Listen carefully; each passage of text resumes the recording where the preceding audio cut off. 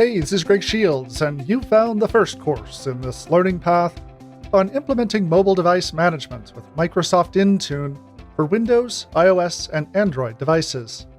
I am author evangelist and a full-time author here at Pluralsight, and I've been working with device management solutions since the days devices were all just desktops.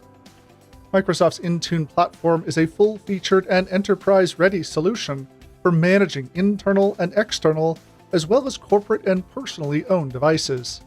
For the broad range of possible device ownership and corresponding risk situations every modern company experiences, Microsoft Intune delivers a flexible platform for protecting data and managing risk when you don't necessarily always have full control.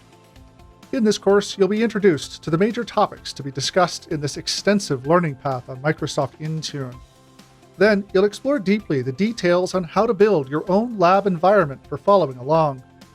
Next, you'll explore Microsoft Intune's architecture and its relationship with Microsoft Endpoint Manager.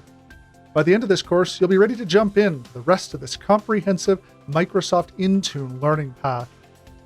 If you've just been tasked with installing and configuring a Microsoft Intune deployment in your organization, this course is your first stop in brushing up on those skills for success.